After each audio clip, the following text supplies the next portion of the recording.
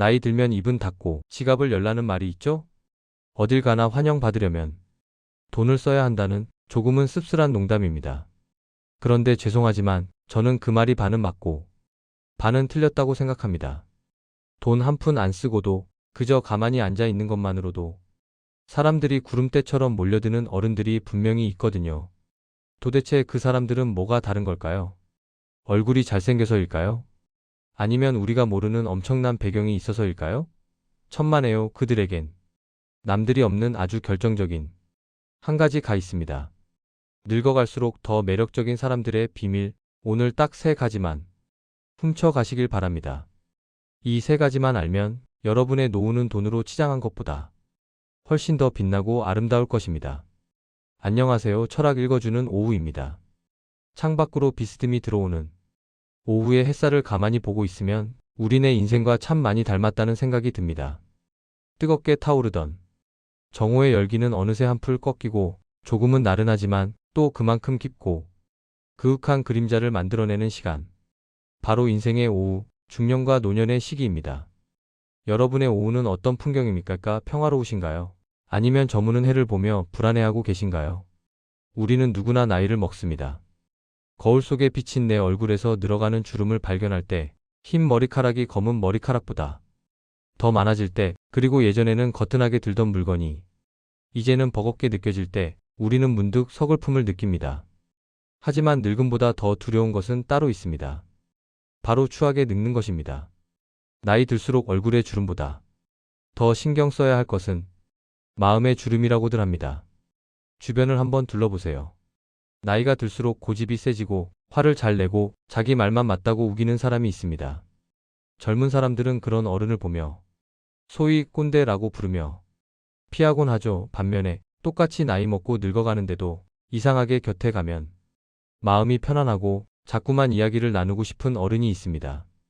특별히 돈이 많은 것도 아니고 대단한 권력을 가진 것도 아닌데 그 사람에게서는 은은한 향기가 납니다. 우리는 그런 사람을 일러 품격 있다라고 말합니다. 도대체 그 차이는 어디서 오는 걸까요? 어떻게 하면 우리도 누군가에게 깊이 대상이 아니라 닮고 싶은 어른으로 기억될 수 있을까요? 오늘은 그 해답을 400년 전 프랑스의 한 철학자에게서 찾아보려 합니다. 바로 미셸 드 몽테뉴입니다. 철학자라고 해서 너무 딱딱하게 생각하실 필요는 없습니다. 몽테뉴는 우리가 흔히 생각하는 어려운 용어를 쓰며 훈계하는 그런 엄숙한 학자가 아닙니다. 그는 아주 솔직하고 때로는 엉뚱하고 지극히 인간적인 사람이었습니다. 귀족 가문에서 태어나 법관으로 일했지만 38살이라는 이른 나이에 나 이제 은퇴하겠소라고 선언하고는 자신의 성 꼭대기에 있는 서재로 숨어버린 사람입니다.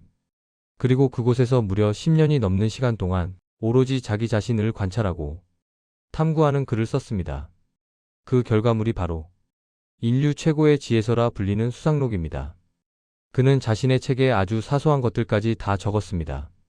자신이 신장 결석 때문에 얼마나 고통스러운지, 밥을 먹을 때는 얼마나 급하게 먹는지, 심지어 자신이 키우는 고양이와 놀 때는 누가 주인이고 누가 장난감인지 모르겠다는 농담까지 적어 놓았습니다. 그는 자신의 약점, 지질함, 부족함을 감추지 않았습니다. 그런데 참 이상하죠. 그렇게 자신의 부족함을 솔직하게 드러낸 그의 글에서 사람들은 오히려 깊은 위로와 통찰을 얻습니다. 완벽하지 않기에 더 매력적인 사람, 몽테뉴 그가 말하는 나이 들어서도 매력적인 사람들의 특징은 과연 무엇일까요? 오늘부터 총 3가지의 이야기를 깊이 있게 나누어 볼 텐데 부디 이 시간이 여러분의 남은 인생을 더 아름답게 가꾸는데 작은 걸음이 되기를 바랍니다. 첫 번째 특징, 그것은 바로 내가 모른다는 것을 인정하는 용기, 즉 지적 겸손입니다. 여러분 혹시 최근에 누군가와 대화하다가 얼굴을 붉히거나 언성을 높인 적이 있으신가요? 특히 자녀나 아랫사람과 이야기할 때 답답함을 느끼며 아니, 그게 아니라니까. 내가 살아봐서 아는데라는 말을 하신 적은 없으신가요? 우리는 나이가 들수록 확신이라는 함정에 빠지기 쉽습니다. 우리는 지난 수십 년간 험난한 세상을 살아오면서 수많은 경험을 했습니다. 성공도 해봤고, 실패도 해봤고, 사람에게 배신도 당해봤습니다. 그 과정에서 우리 나름대로의 생존 법칙과 가치관이 단단하게 굳어집니다. 세상은 이런 거야. 사람은 이래야 해. 돈은 이렇게 관리해야 해라는 식의 정답들이 머릿속에 차곡차곡 쌓이는 것이죠. 물론 여러분의 그 경험과 지혜는 정말 소중한 자산입니다. 돈을 주고도 살 수 없는 귀한 것입니다. 하지만 몽테뉴는 바로 그 경험의 확실성, 이 우리를 꼰대로 만든다고 경고합니다. 내가 내 경험을 절대적인 진리라고 믿는 순간 우리는 타인의 경험을 무시하게 됩니다. 세상은 끊임없이 변하고 있는데 나는 30년 전, 20년 전의 방식이 여전히 정답이라고 우기게 되는 것이죠. 이것이 바로 소통의 단절을 가져옵니다. 젊은 세대가 어른들을 피하는 가장 큰 이유는 말이 통하지 않아서가 아니라 말이 들리지 않아서입니다. 어른이 이미 답을 정해놓고 이야기하는데 무슨 대화가 되겠습니까? 그건 대화가 아니라 일방적인 설교일 뿐입니다. 몽테뉴는 당대 최고의 지성인이었고 수많은 책을 읽은 학자였습니다. 마음만 먹으면 얼마든지 지식을 뽐내며 사람들을 가르칠 수 있었을 겁니다. 하지만 그는 자신의 서재 천장, 가장 잘 보이는 곳에 라틴어 문구가 아닌 프랑스어 문구 하나를 아주 크게 새겨놓았습니다. 크 세주쿠유 sais-G 우리말로는 나는 무엇을 아는가? 입니다. 이 짧은 문장에는 엄청난 철학적 무게가 담겨 있습니다. 이것은 나는 아무것도 모른다는 자조적인 한탄이 아닙니다. 오히려 내가 지금 안다고 믿는 것이 과연 확실한가? 내가 보고 있는 것이 진실의 전부인가? 라고 끊임없이 스스로를 의심하고 되돌아보는 치열한 자기 성찰의 질문입니다. 그는 이렇게 말했습니다. 이 세상의 모든 불행과 갈등은 확신에 찬 사람들 때문에 일어난다. 한번 생각해 보십시오. 전쟁을 일으키는 사람들, 남을 혐오하는 사람들, 가족 간의 불화를 일으키는 사람들의 공통점이 무엇입니까? 바로 내가 맞고 너는 틀렸다는 확신입니다. 그 확신이 강하면 강할수록 타인에 대한 폭력성은 커집니다. 반면에 나도 틀릴 수 있어. 내가 모르는 부분이 있을 수도 있어 라고 생각하는 사람은 결코 남을 함부로 대하지 않습니다. 조심스럽게 접근하고 귀를 기울이고 상대를 이해하려고 노력합니다. 나이가 들어서 존경받는 어른들의 공통점은 결코 자신의 지식을 자랑하지 않는다는 것입니다. 그들은 모르는 것을 부끄러워하지 않습니다. 요즘 젊은 사람들이 쓰는 신조어를 모르면 그게 무슨 뜻이야? 나 좀 알려줄래? 라고 물어봅니다. 키오스크 사용법이 어려우면 내가 이게 좀 서투른데 도와줄 수 있나? 라고 솔직하게 도움을 청합니다. 그런데 어떤 분들은 모른다는 사실을 들키기 싫어서 혹은 자존심이 상해서 짐짓 않은 채를 하거나 요즘 것들은 쓸데없이 복잡하게 만들어놨어 라며 화를 냅니다. 여러분, 솔직하게 모른다고 말하는 어른, 그리고 배우려는 자세를 가진 어른은 결코 무시당하지 않습니다. 오히려 그 솔직함과 여유에서 사람들은 인간적인 매력을 느끼고 더 친근하게 다가옵니다. 우리는 왜 그토록 안다는 것에 집착할까요? 아마도 나이가 들면 육체적인 힘이 약해지기 때문에 정신적인 권위라도 지키고 싶어서 그런 것인지도 모릅니다. 내가 너보다 더 많이 알고 더 지혜롭다는 것을 증명해야만 존중받을 수 있다고 착각하는 것이죠. 하지만 몽테뉴는 말합니다. 지식은 우리를 오만하게 만들지만 지혜는 우리를 겸손하게 만든다.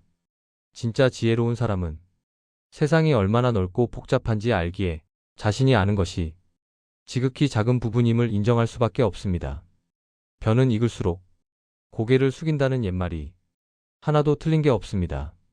그렇다면 구체적으로 우리는 어떻게 해야 할까요? 오늘부터 당장 실천할 수 있는 아주 간단한 방법이 있습니다. 누군가와 대화를 나눌 때 마침표를 물음표로 바꾸는 연습을 해보세요. 자녀가 어떤 고민을 이야기할 때 그건 이렇게 해야 해. 내 말 들어 라고 마침표를 찍으며 결론을 내리지 마세요. 대신 너는 어떻게 생각하니? 내 생각은 어때?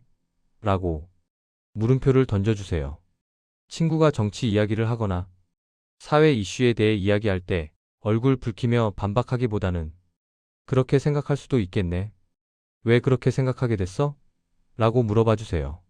상대방의 의견에 동의하지 않더라도 일단 그 사람의 생각 자체를 궁금해하는 태도. 이것이 바로 지적 겸손. 이자 호기심입니다. 나이가 들수록 호기심을 잃지 않는 것이 중요합니다. 호기심은 청춘의 전유물이 아닙니다. 세상에 대해, 타인에 대해, 그리고 나 자신에 대해 끊임없이 궁금해하고 질문을 던지는 어른은 늙지 않습니다. 눈빛이 살아있고 대화가 즐겁습니다. 몽테뉴가 자신의 서재에서 평생토록 했던 일이 바로 그것입니다. 그는 책 속에 갇힌 죽은 지식이 아니라 살아있는 사람들의 다양한 생각과 삶의 방식에 끊임없이 호기심을 가졌습니다. 여러분의 경험이라는 안경을 잠시 벗어두고 있는 그대로의 세상을, 있는 그대로의 상대방을 바라봐 주세요. 내가 다 안다는 무거운 갑옷을 벗어버리면 마음이 한결 가벼워지고 자유로워집니다. 내가 틀릴 수도 있다는 사실을 인정하는 것은 패배가 아닙니다.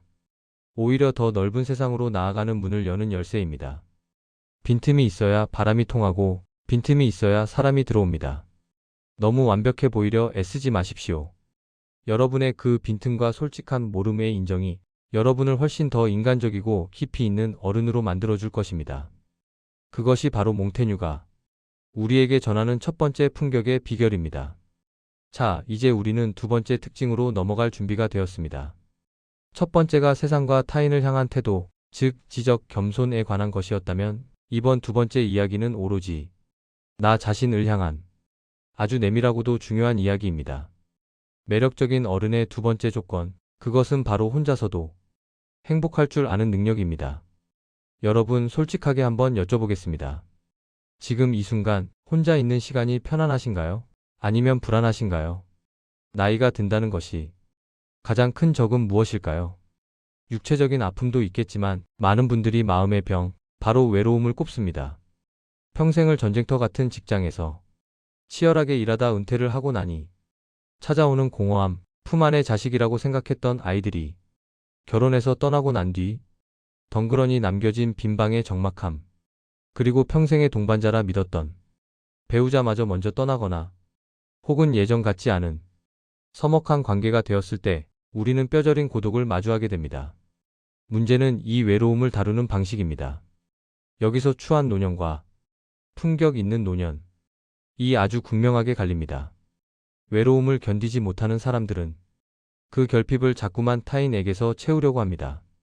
독립해서 바쁘게 사는 자식에게 수시로 전화를 걸어 왜 연락이 없냐, 엄마가 아픈데 관심도 없다며 서운함을 토로합니다. 며느리나 사위에게 간섭을 하며 자신의 존재감을 확인받으려 하기도 하죠. 혹은 별로 친하지도 않은 친구들의 모임을 전전하며 그저 시간을 때우기 위해 오늘 하루를 소비합니다. 내 마음의 빈잔을 남이 채워주길 바라는 것입니다. 하지만 안타깝게도 내가 목마르다고 해서 남에게 물을 달라고 구걸할수록 사람들은 부담을 느끼고 점점 더 멀어지게 됩니다. 이것이 바로 관계의 역설입니다. 몽테뉴는 바로 이 지점을 아주 예리하게 꼬집었습니다. 그는 수상록에서 이렇게 말합니다. 우리는 우리 자신을 위해 오로지 나만이 지배하는 뒷방 하나를 마련해야 한다. 여기서 몽테뉴가 말하는 뒷방이란 집 뒤에 있는 창고 같은 물리적인 공간만을 의미하는 것이 아닙니다. 물론 나만의 서재나 공간이 있다면 더할 나위 없이 좋겠지만 그가 말하는 본질은 심리적인 공간, 즉 내면의 성소입니다. 우리는 평생을 누군가의 무엇으로 살아왔습니다. 누군가의 아버지, 누군가의 어머니, 어느 회사의 부장님, 사회가 부여한 역할극을 하느라 정작 가면 뒤에 숨겨진 진짜 나는 돌보지 못했습니다. 가면을 쓰고 연기하는 배우가 무대에서 내려오면 허탈함을 느끼듯 은퇴와 노년은 바로 그 사회적 역할이라는 가면이 벗겨지는 시기입니다. 그때 내면의 뒷방, 이 없는 사람은 패닉에 빠집니다. 내가 누군지 모르기 때문입니다. 몽테뉴가 말하는 뒷방을 가꾸라 는 조언은 이제 그 모든 역할극에서 잠시 퇴근하라는 뜻입니다. 가족에 대한 걱정, 자식에 대한 기대, 돈과 명예에 대한 욕심, 이 모든 것들을 문 밖에 잠시 세워두고 오로지 나 자신과 마주 앉아 대화하는 시간을 가지라는 것입니다. 나는 무엇을 좋아하지? 나는 어떤 음식을 먹을 때 행복하지? 내 인생에서 정말 소중한 기억은 뭐지? 타인의 시선 없이 오직 나에게만 집중하는 그 고독한 시간. 몽테뉴는 그 시간이 우리를 구원한다고 믿었습니다. 진짜 품격 있는 어른은 고독을 두려워하지 않습니다. 아니, 오히려 고독을 즐길 줄 압니다. 그들은 혼자 있는 시간을 버려진 시간이 아니라 충전의 시간으로 만듭니다. 혼자 조용히 산책을 하며 계절의 변화를 느끼고 좋아하는 책을 읽으며 옛 현인들과 대화를 나누고 음악을 들으며 차 한 잔을 마시는 그 시간 자체를 충만하게 누립니다. 남이 나를 찾아주지 않아도 스스로의 내면이 단단하게 차올라 있기 때문에 비굴해지지 않습니다. 재미있는 사실은 이렇게 혼자서도 너무나 잘 지내고 행복해 보이는 사람 곁에는 오히려 사람들이 모여든다는 것입니다. 왜 그럴까요? 그 사람에게서는 타인에게 기대려는 끈적거림이 없기 때문입니다. 감정적으로 의존하지 않는 사람, 혼자 서 있는 모습이 단단해 보이는 사람에게서 우리는 편안함을 느낍니다. 저 어른 곁에 가면 내가 에너지를 뺏기는 게 아니라 오히려 좋은 기운을 얻고 올 것 같다는 느낌을 주는 것이죠. 이것이 바로 자존감 있는 노년의 매력입니다. 외로움 롤리너스과 고독 살러투 등은 다릅니다. 외로움은 혼자 있는 고통을 뜻하지만 고독은 혼자 있는 즐거움을 뜻합니다. 외로움은 남이 없어서 느끼는 결핍의 감정이지만 고독은 내가 있어서 누리는 충만의 시간입니다. 여러분은 지금 외로우신가요? 아니면 고독하신가요? 만약 외로움을 느끼신다면 이제라도 마음속에 여러분만의 뒷방을 만드셔야 합니다. 거창할 필요는 없습니다. 오늘부터 하루에 딱 30분만이라도 좋습니다. 텔레비전 소음을 끄고 스마트폰을 내려놓고 방문을 닫아보세요. 그리고 조용히 나 자신과 대화하는 연습을 시작해보세요. 일기를 써도 좋고 멍하니 창밖을 바라봐도 좋습니다. 처음에는 그 정막이 어색하고 불안할 수도 있습니다. 하지만 그 시간을 견디고 즐기기 시작할 때 비로소 여러분은 자식의 전화 한 통에 일희일비하지 않는 진짜 어른의 자유를 얻게 될 것입니다. 내가 나를 먼저 사랑하고 내가 나와 잘 놀 수 있어야 남들도 나를 사랑해주고 나와 놀고 싶어 합니다. 내 인생의 주인이 되어 홀로 서는 연습, 그것이 몽테뉴가 우리에게 전하는 두 번째 비결이었습니다. 자, 이제 마지막 세 번째 특징이 남았습니다. 어쩌면 이것이야말로 우리가 나이 듦을 두려워하는 가장 근본적인 이유이자 반드시 넘어야 할 산일지도 모릅니다. 바로 죽음과 현재에 대한 이야기입니다. 자, 이제 마지막 세 번째 특징이 남았습니다. 어쩌면 이것이야말로 우리가 나이 듦을 두려워하는 가장 근본적인 이유이자 반드시 넘어야 할 산일지도 모릅니다. 바로 죽음과 현재에 대한 이야기입니다. 매력적이고 품격 있는 어른의 마지막 조건, 그것은 죽음을 삶의 일부로 받아들이고 오늘을 축제처럼 사는 태도입니다. 죽음에 대한 이야기와 더불어 몽테뉴의 말년을 가장 괴롭혔던 것은 바로 질병이었습니다. 그는 유전적으로 신장 결석, 즉 요로 결석을 앓았습니다. 겪어보신 분들은 아시겠지만 이건 산통에 버금갈 정도로 끔찍한 고통입니다. 돌이 소변기를 막을 때마다 그는 식은땀을 흘리며 바닥을 굴러야 했습니다. 보통 사람 같으면 아이고 내 팔자야 늙어서 이게 무슨 고생인가 하며 신세를 한탄하고 방 안에 드러누웠을 겁니다. 혹은 용하다는 의사를 찾아다니며 약을 먹느라 전전긍긍했겠죠. 하지만 몽테뉴의 태도는 기가 막힙니다. 그는 그 고통조차도 자신의 삶의 일부로 받아들입니다. 그는 이렇게 말합니다. 이 고통은 나에게 늙음을 일깨워주는 신호다. 덕분에 나는 삶에 대한 헛된 집착을 버리고 죽음을 맞이할 준비를 하게 되었다. 심지어 그는 그 아픈 몸을 이끌고 17개월 동안 유럽 여행을 떠납니다. 마차를 타고 덜컹거리는 길을 갈 때마다 결석의 고통이 찾아왔지만 그는 멈추지 않았습니다. 아프다고 집에만 처박혀 있으면 나는 병자인 동시에 죄수가 된다. 하지만 길 위에 있으면 나는 적어도 자유로운 병자다. 여행지에서 맛있는 음식을 먹고 새로운 풍경을 보고 낯선 사람들과 대화할 때 그는 잠시나마 고통을 잊을 수 있었습니다. 그는 의사들이 이건 먹으면 안 됩니다. 저건 하면 안 됩니다. 라고 금지하는 것들을 보란듯이 어겼습니다. 건강을 지키겠답시고 삶의 즐거움을 모두 포기한다면 그게 사는 것인가? 나는 가늘고 길게 사느니 굵고 짧게 살더라도 오늘 이 포도주 한 잔의 기쁨을 누리겠다. 여러분, 나이가 들면 여기저기 쑤시고 아픈 건 당연한 일입니다. 병원을 내 집 드나들듯 하게 되죠. 하지만 그 병에 잡아먹히지는 마십시오. 무릎이 아파서 여행을 못 가. 소화가 안 돼서 맛있는 걸 못 먹어라며 스스로를 환자라는 감옥에 가두지 마십시오. 몽테뉴처럼 고통과 친구가 되어보는 건 어떨까요? 어이, 결석 친구 오늘도 찾아왔나? 자네가 아무리 나를 괴롭혀도 내 영혼의 즐거움까지 빼앗아 갈 수는 없을 걸세. 병은 의사에게 맡겨두고 여러분은 여러분의 삶을 사세요. 아픈 건 내 몸이지 내 마음이 아니니까요.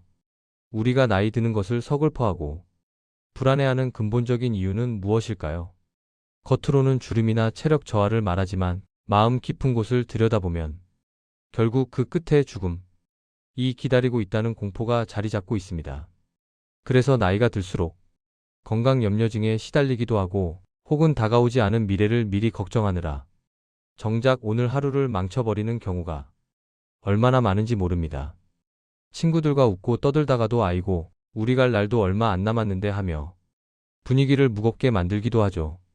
몽테뉴 역시 우리처럼 죽음을 두려워했던 평범한 인간이었습니다. 하지만 그는 어느 날 승마를 하다가 말에서 떨어져 죽을 뻔한 아주 치명적인 사고를 겪게 됩니다. 의식을 잃고 피를 토하며 사경을 헤매다 깨어난 그는 놀랍게도 죽음의 순간이 생각보다 고통스럽지 않고 오히려 몸이 둥둥 떠다니는 듯한 기묘한 평온함을 느꼈다고 고백합니다. 그 경험은 그에게 큰 충격을 주었습니다. 아, 죽음이라는 게 그렇게 무서운 괴물이 아니구나. 그저 잠이 드는 것처럼 자연스러운 과정이구나. 그 후 그의 인생관은 완전히 바뀝니다. 그는 이렇게 말합니다. 죽음을 미리 걱정하느라 삶을 망치지 마라.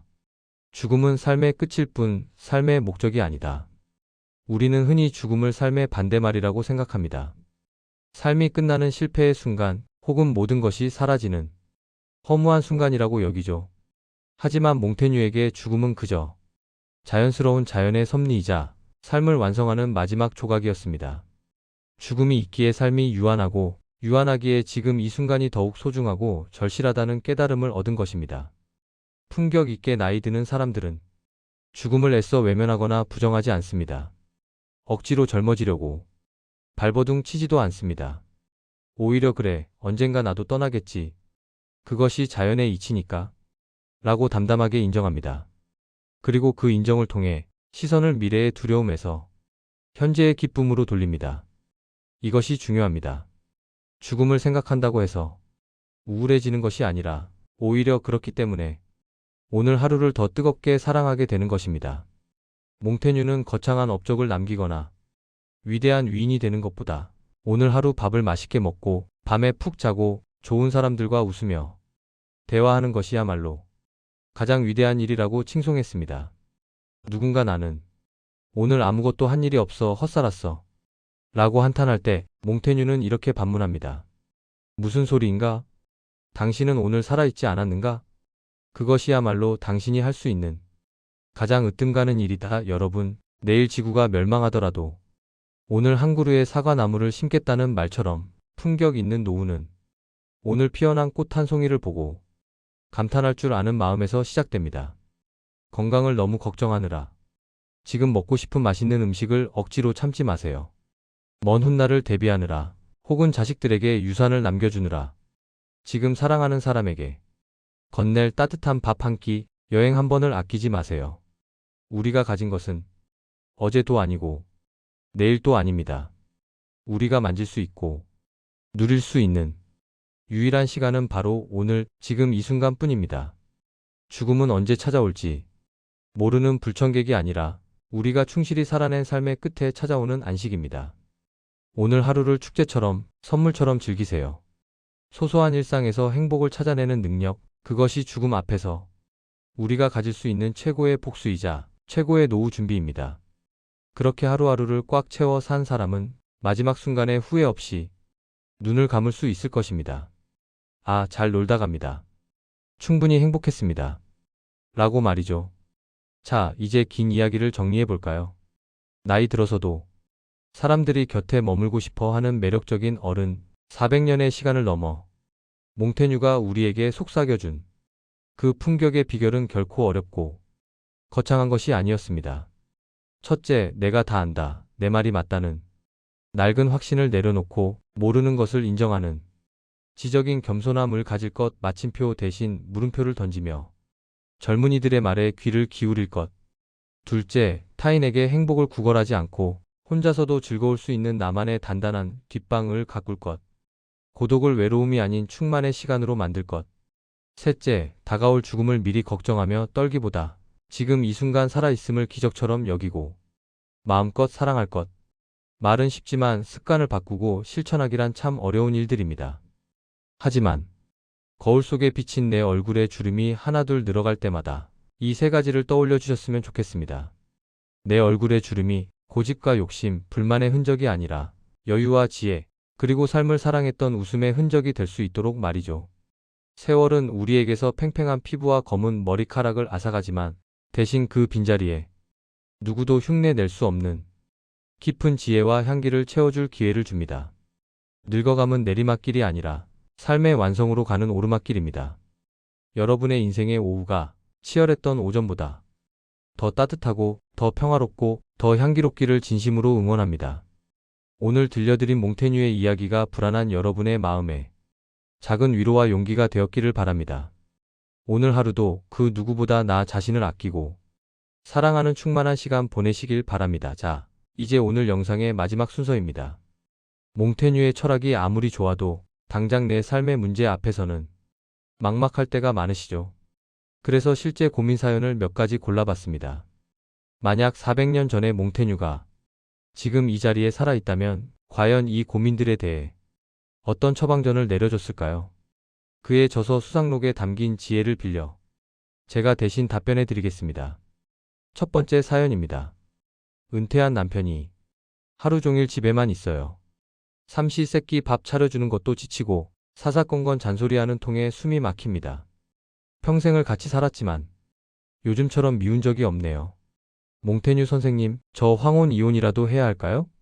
아, 정말 많은 분들이 공감하실 이야기입니다. 은퇴 증후군이라고 하죠. 남편은 갈 곳이 없어. 집에 머물고 아내는 그동안 누리던 자유시간을 뺏기니 서로 부딪힐 수밖에 없습니다. 이에 대해 몽테뉴는 아주 명쾌한 처방을 내립니다. 바로 거리두기의 미학입니다. 몽테뉴 역시 결혼 생활을 했지만 그는 아내와 자신 사이에 철저한 공간의 분리를 두었습니다. 그는 이렇게 말했습니다. 결혼은 새장과 같다. 밖에 있는 새들은 들어가려고 난리지만 안에 있는 새들은 나가려고 난리다. 그는 결혼이 서로를 구속하는 감옥이 되어서는 안 된다고 생각했습니다. 사연 주신 분께 몽테뉴는 이렇게 말했을 겁니다. 남편을 바꾸려 하지 마십시오. 30년 넘게 안 바뀐 사람이 은퇴했다고 바뀌겠습니까? 불가능합니다. 대신 물리적인 거리를 확보하십시오. 같은 집에 있더라도 서로 각자의 방에서 각자의 시간을 보내는 따로 또 같이의 규칙을 만드십시오. 서로의 등을 맞대고 각자 다른 곳을 바라보며 쉬는 것, 그것이 노년 부부의 평화를 지키는 길입니다.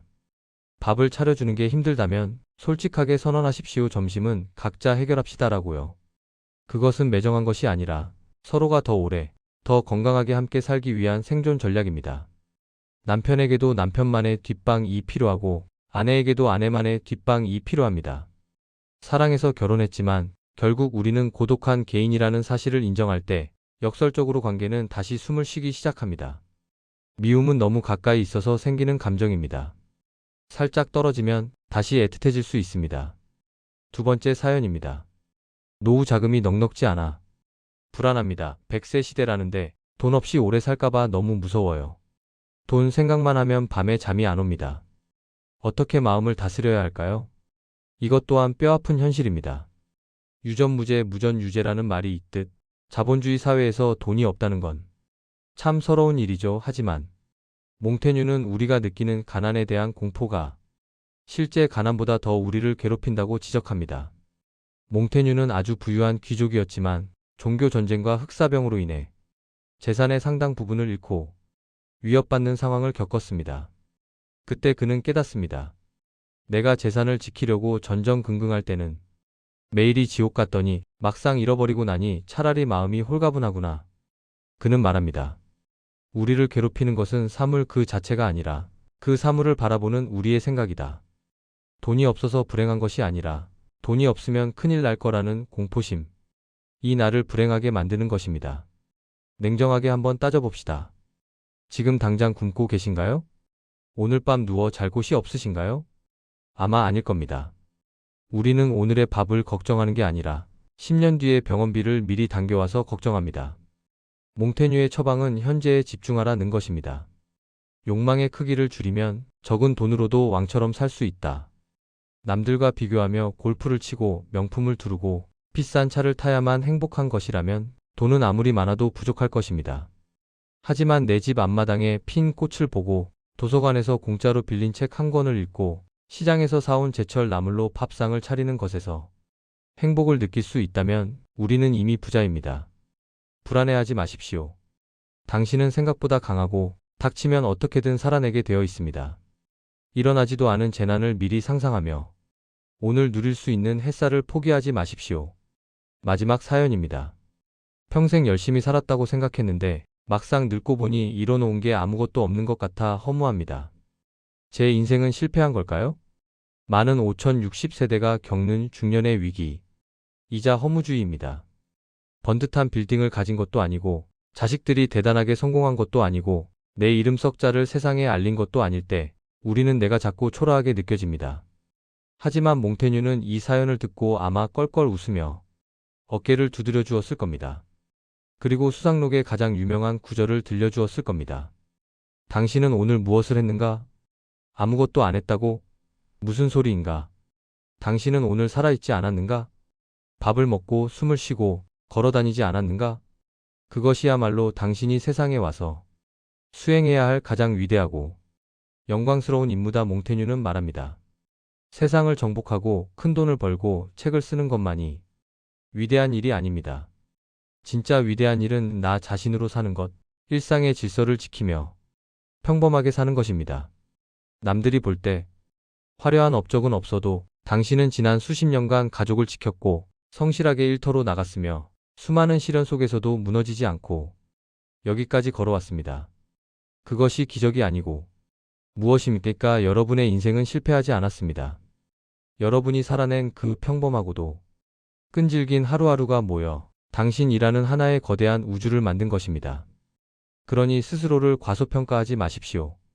당신은 당신의 인생이라는 작품을 아주 훌륭하게 완성해 나가고 있는 예술가입니다. 자, 여러분의 고민이 조금은 가벼워지셨나요? 몽테뉴의 대답은 늘 한결같습니다. 복잡하게 생각하지 마라. 남과 비교하지 마라. 그리고 지금 이 순간 나 자신을 사랑하라. 400년이라는 시차를 넘어 그가 보내는 이 따뜻한 위로가 오늘 밤 여러분의 잠자리를 편안하게 만들어주기를 바랍니다. 지금까지 여러분의 철학 친구, 철학 읽어주는 오후였습니다. 이 영상이 도움이 되셨다면 구독과 좋아요 부탁드립니다. 다음 시간에 더 깊고 편안한 이야기로 찾아오겠습니다. 감사합니다.